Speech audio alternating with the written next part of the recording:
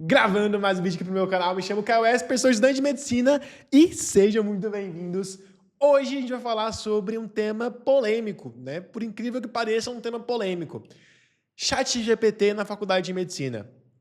Caio, eu devo usá-lo? Né? Caio, se devo, como que eu utilizo da melhor forma? Você vai ver tudo isso aqui nesse vídeo, tá? Então já vai deixando o seu like, não enrola, não deixa pro final, deixa agora, tá? Se você não gostar, no final você vai e tira, deixa o dislike se precisar, tá? Mas eu prometo que você vai gostar. Se inscreva no canal se não for inscrito e me siga no Instagram, @espercaio, lá também posto conteúdo, tá? Então bora lá. Caio, né? Devo usar o ChatGPT? A gente tem que começar com essa pergunta, porque pelo menos no meu meio acadêmico é um tema muito polêmico, né? Tem de um lado algumas pessoas que falam, não, né? Não devo usar o ChatGPT para nada, né? Esse negócio aí é demoníaco, né? Esse negócio é satanista, não posso usar para nada, tem que ser tudo no que, ó, no papel, né? No caneta. E tem a galera do outro lado que usa o ChatGPT para tudo, né? Para falar oi, para mandar oi para a mãe, manda oi, pede pro ChatGPT falar, corrige isso aqui, elabora um texto, né? E manda para a mãe. Né? Tem essa galera também. Como é que eu me posiciono? Né? Como é que eu consigo articular isso daí? Vamos para o fato? Né? Vamos para os fatos? Bom, tem muita gente que é negacionista, fala assim, não, ChatGPT nem chegou, né? Nem vai chegar, nem vai, nem, enfim, né? Essa galera tá errada. Por quê, cara? Por quê? Porque o ChatGPT não só vai chegar, como já está aqui. Ele já causou um impacto. Né? Eu trabalho no meio da educação. Tá?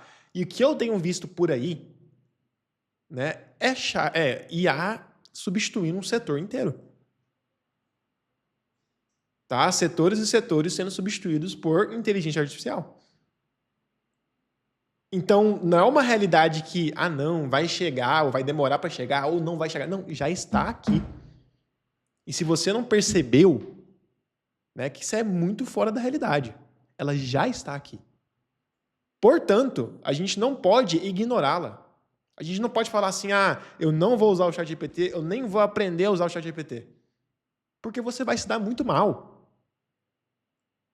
Né? Gente, já tem, na área da medicina, pessoas sendo substituídas por ChatGPT. E quando eu falo ChatGPT, digo IA. Tá? E vai ser cada vez mais. Ela vai cada vez mais substituir profissionais que não se adaptam a ela. Tá? Pode ter certeza. Né? Pode ter certeza. Tá?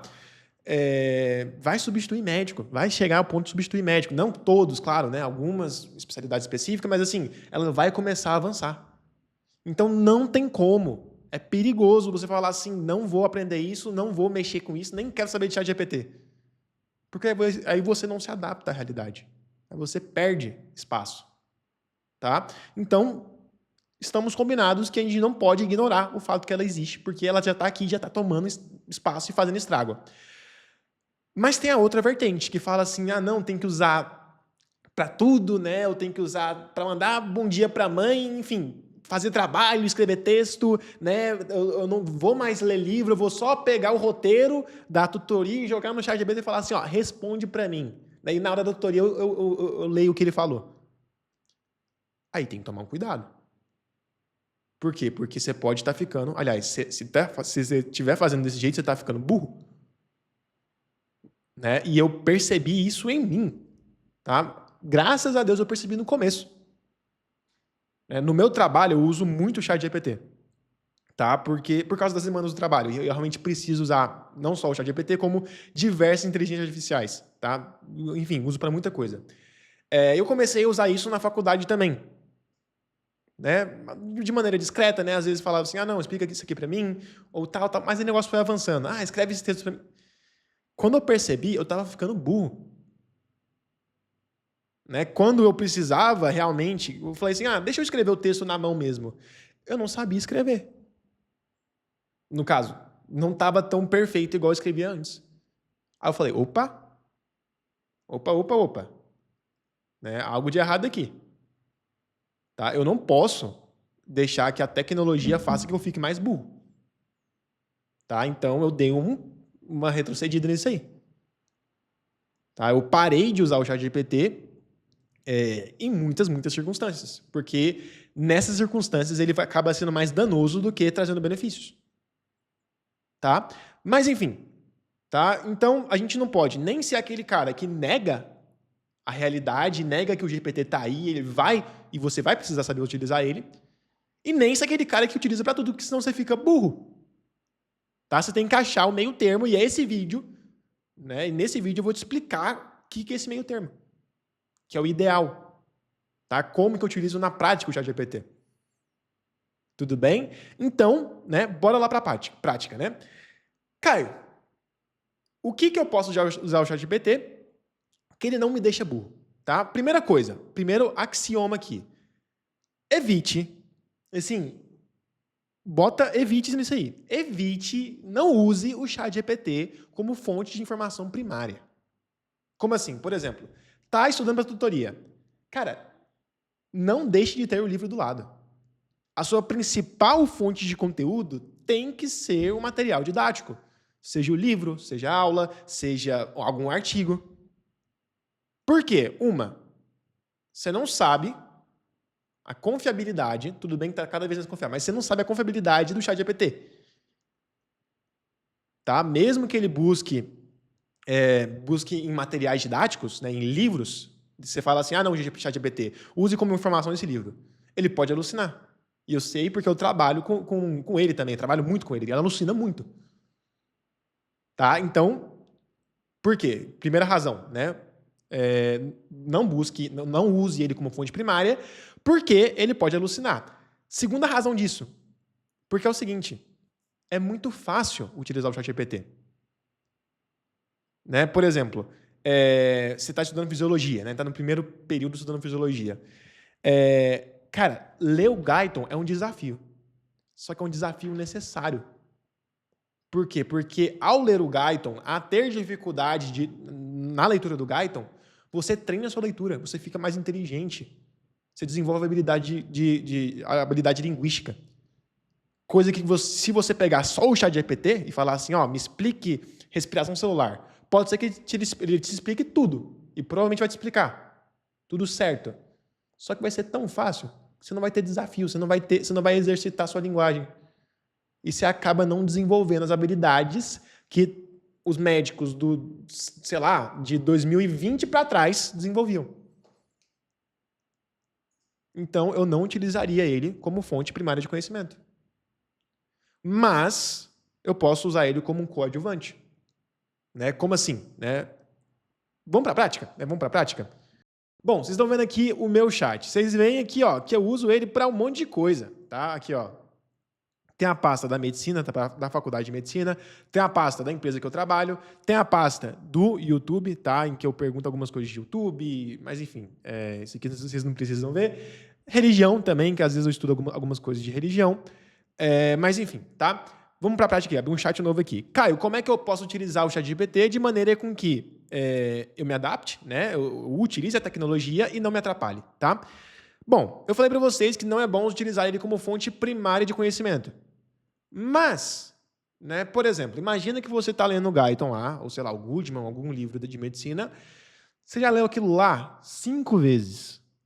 Né? Você já leu aquele mesmo parágrafo 5 vezes, já tentou se explicar, enfim, já fez um monte de coisa. E mesmo assim não conseguiu entender. Né? O que você ia fazer? Você ia perguntar para o professor. Mas, o professor vai ser semana que vem só que eu vou ver ele. Né? Joga no ChatGPT. Mas presta atenção. Leia 3 vezes antes. Se explique antes. Tá? Se explique antes. Não pegue qualquer coisa e jogue no ChatGPT. Né? Tem gente que pega um parágrafo, lê meio desatento lá e fala assim, não entendi, vou jogar no ChatGPT. Não, isso faz mal para você. Isso faz mal para sua inteligência. Tá? Pelo amor de Deus, ninguém quer ser médico burro aqui. Tá? Então, leu um parágrafo, leu 5 vezes, se explicou e não entendeu, né? Provavelmente, sabe o que é? É um erro de tradução. Por exemplo, o Hang, né, de farmacologia, tem muito erro de tradução. Tá? O livro para ter erro de tradução. E quando eu pegava esses erros de tradução, o que eu fazia? Eu pegava, copiava o parágrafo do Hang e colava aqui no GPT. E falava, cara, me explica isso aqui. E ele ia lá, com o conteúdo que eu forneci para ele, e me explicava. Então, a primeira maneira de usar o ChatGPT, né, de forma benéfica e sem deixar você burro é aqueles conteúdos que você não conseguiu entender, pega eles, fornece para o GPT, não vai pedir para ele explicar sem fornecer, pelo amor de Deus, não faça isso. Né? Por quê? De novo, ele pode alucinar. Tá? E fala, me explique este conteúdo. 2 pontos, manda o conteúdo. Ele é maravilhoso quanto a isso. Né? Maravilhoso. Vamos pegar um exemplo aqui. Ó. Por exemplo, vamos supor que eu não entendi esse parágrafo aqui do Robbins. Tá? Mandei um parágrafo para ele que eu não entendi. Tá? O que eu faço? GPT, te forneci um conteúdo. Aliás, com o conteúdo que eu forneci, vírgula, me explique de maneira didática a matéria contida. Proposta, enfim. Tá? 2 pontos. Ele vai te explicar. Ele vai organizar de uma maneira didática. Tá? Ok, vamos ver ele trabalhando aqui. Mas, fazendo isso, você não fica mais burro. Por quê? Porque você ia perguntar para alguém. Né? Se você lesse 5 vezes, né, realmente tentado, tá? E não entendeu, você ia perguntar para alguém. Né? Como a gente não tem acesso aos professores o dia inteiro, pergunta para o GPT. Aí aqui, ele vai explicar com base no conteúdo. Você diminui para quase 0 a chance dele alucinar.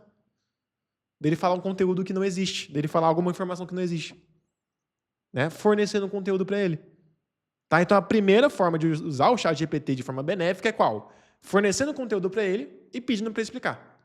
Depois de você ter tentado. Tá? Vamos combinar isso aí. Não use isso aqui sem ter tentado, porque você vai ficar mais burro. Mas aqui, você vai ver aqui, tá bem didático, bem didático mesmo, tá? Caio, qual que é a outra maneira que eu consigo usar o ChatGPT na faculdade de medicina? Vamos lá. Não sei vocês, mas eu tenho alguns professores que eles são muito bons. Mas muito bons. Só que, às vezes, o modo dele dar aula é mais desorganizado. Isso não necessariamente é ruim, porque é a técnica que a pessoa usa para a didática dela, para aprender o aluno. Mas, às vezes, você está fazendo um roteiro, né, o professor está falando, você está escrevendo um roteiro, ou assistindo uma videoaula, está escrevendo um roteiro, e fica um negócio assim meio desorganizado, tá? Fica um negócio meio desconexo, uma ideia não liga a outra, enfim. Você pode usar o ChatGPT para arrumar isso. Né? Vamos voltar aqui para o meu ChatGPT. Tá? Então, por exemplo, imagina que... Vou pegar o mesmo texto, tá? Finge que é um roteiro aqui. Vou falar assim, Opa! Estava vendo uma aula de... Pode falar, né? Oncogênese. Nesse caso, eu acho que é oncogênese o texto. É isso, tá? Estava vendo uma aula de oncogênese e fazendo um roteiro. Fazendo um roteiro didático. Roteiro, pronto. Contudo, e não ficou tão didático e organizado. Aí vem aqui o comando. Olha só, presta atenção. Preciso que você organize melhor o roteiro sem... Aqui é importante, coloca até em letra maiúscula, sem alterar nada do conteúdo. E também sem tirar nenhuma explicação, porque às vezes ele mantém o conteúdo, então ele mantém a parte chave do conteúdo, só que ele tira as explicações para deixar menor. Eu não gosto que faz isso, sem tirar nenhuma explicação. Explicação. E pá, envia ele aqui. Tá? Envia ele aqui. Ele vai fazer um roteiro aqui organizado, né? Aí você, não, Caio, ele fez em parágrafo, mas eu gosto mais, aqui, o tanto que fica bom. Eu gosto mais dele em tópicos, né? Aí você pede para ele, quero em tópicos, os emoji, enfim, né? Aí vai da sua preferência, tá? Mas é uma boa ferramenta para isso. E não te deixa mais burro porque você já fez o roteiro, né? Você está pedindo só para ele organizar para você conseguir estudar melhor. Tudo bem? Então, a segunda maneira de usar o ChatGPT, né, para a faculdade de medicina é você pedir para ele organizar seus roteiros, tá? E eu tenho uma terceira maneira E eu deixei essa para o final, porque é a melhor, e eu queria premiar quem ficasse até o final do vídeo. Uma terceira maneira de utilizar o ChatGPT para a faculdade de medicina, né? Na faculdade de medicina. Qual que é a terceira maneira, Caio? É o seguinte, olha só. Vocês sabem, né, que eu já falei para vocês, eu trabalho, né, utilizando muito o ChatGPT. E eu pensei assim, cara, né, às vezes a gente precisa revisar, às vezes a gente precisa treinar, né, anamnese, treinar diagnóstico, e a gente não consegue. Porque não é todo dia que a gente tem acesso a paciente. Por que não? Né, por que não utilizar o ChatGPT como um paciente? Né, foi aí que eu criei, com a ajuda do GPT, 2 prompts para vocês utilizarem, né? E eu utilizo muito esses prompts para revisar síndromes, para revisar, enfim, revisar essas coisas, e conseguirem, né, ter um paciente na sua frente. Claro que não vai fazer exame físico só, né? Mas enfim, aí é impossível, tá? Mas enfim, olha só, quais são os prompts aqui, ó? São 2 prompts. Tem a versão avançada e a versão caloura, tá? Aqui está a versão avançada. Isso, aqui está a versão avançada. Mas os 2 vão estar na descrição, tá? Tá lá no final da descrição, tá? Então clica lá embaixo para você acessar os prompts, tá? Mas é o seguinte, ó, você manda aqui, ó, a versão avançada, por exemplo, ó, você assumirá o papel de um paciente em uma consulta médica, né? Escolha qualquer doença da área da medicina. Aí na versão para o calouro, eu coloquei um quadradinho lá para vocês colocarem o nome das doenças que você já estudou. Para ele não pegar, sei lá, uma doença que você nunca viu na vida. Né? E geralmente no ciclo básico, você quer só revisar as doenças que você as síndromes que você já viu. Entendeu? Então coloca lá as síndromes que você já viu e ele vai fingir que é um paciente só que se limitando àquelas síndromes. Tá? Então olha aqui ó, a versão avançada, por exemplo. Né? Vamos colocar aqui, ó. Eu já mandei para ele aqui. Ele fala, ó, vamos lá. Paciente, 47 anos, ele está lá. Né? Boa tarde, doutor. Vim aqui porque nas últimas semanas tenho sentido um cansaço que não melhora, mesmo depois de descansar. Além disso, tem algo estranho nos meus olhos. Não sei explicar direito, mas parece que está ficando meio amarelados. Né? E você continua a consulta. Né? É melhor mandar áudio. Quando eu uso esse aqui para treinar, né, eu mando áudio, que é muito mais fácil do que ficar escrevendo, mas, enfim, fica a seu critério. A primeira coisa que eu faço é identificação. Né? Opa, tudo bom? Me passa, por gentileza, beleza? Seu nome completo e sua data de nascimento, né? Porque é importante começar com identificação, tá? Aqui, perfeito, tá? Aí, posso continuar? Pode, né? Aí você pergunta, né? Pergunta a queixa dele, né? O que te trouxe aqui hoje? O carro, né? Enfim.